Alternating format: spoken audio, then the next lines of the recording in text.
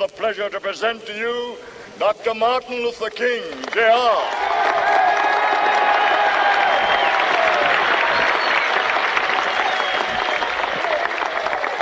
I am happy to join with you today in what will go down in history as the greatest demonstration for freedom in the history of our nation.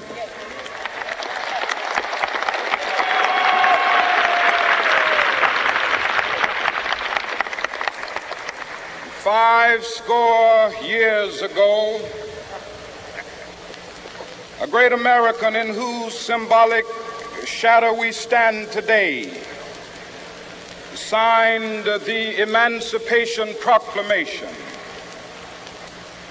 This momentous decree came as a great beacon light of hope to millions of Negro slaves who had been seared in the flames of withering injustice. It came as a joyous daybreak to end the long night of their captivity. But 100 years later, the Negro still is not free. 100 years later, the life of the Negro is still sadly crippled by the manacles of segregation and the chains of discrimination. 100 years later, the Negro lives on a lonely island of poverty.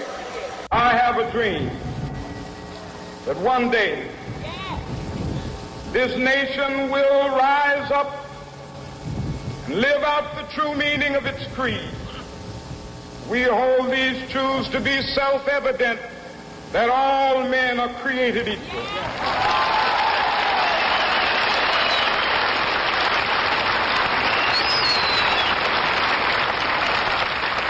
I have a dream that one day on the red hills of Georgia, the sons of former slaves and the sons of former slave owners will they be able to sit down together at the table of brotherhood. I have a dream that one day, even the state of Mississippi, a state sweltering with the heat of injustice, sweltering with the heat of oppression, will be transformed into an oasis of freedom and justice. I have a dream.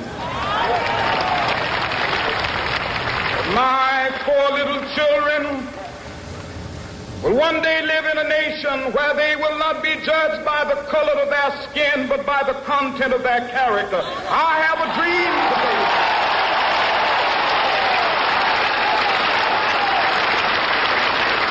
I have a dream that one day, down in Alabama, with its vicious racists, with its governor having his lips dripping with the words of interposition and nullification. One day right there in Alabama, little black boys and black girls will be able to join hands with little white boys and white girls as sisters and brothers. I have a dream today.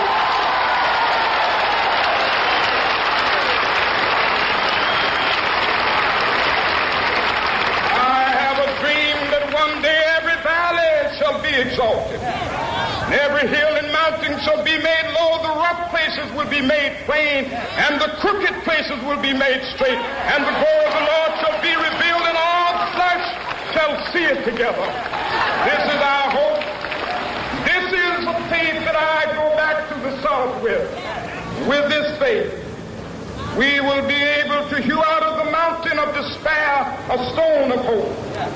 With this faith, we will be able to transform the jangling discords of our nation into a beautiful symphony of brotherhood.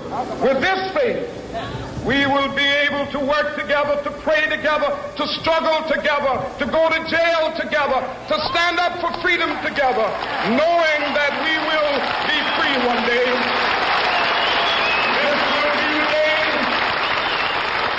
This will be the day when all of God to sing with new meaning, my country, tears of thee. Sweet land of liberty, of thee I sing. Land where my fathers died, land of the pilgrim's pride. From every mountainside, let freedom ring. And if America is to be a great nation, this must become true.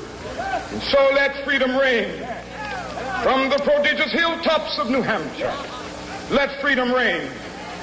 From the mighty mountains of New York, let freedom ring. From the heightening Alleghenies of Pennsylvania, let freedom ring. From the snow-capped Rockies of Colorado, let freedom ring. From the curvaceous slopes of California.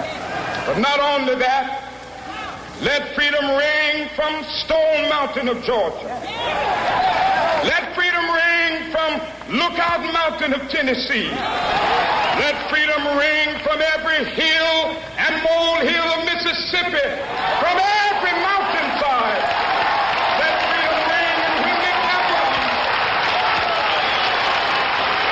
when we allow freedom ring, when we let it ring from every village and every hamlet, from every state and every city, we will be able to speed up that day when all of God's children, black men and white men, Jews and Gentiles, Protestants and Catholics, will be able to join hands and sing in the words of the old Negro spiritual, free at last, thank God Almighty.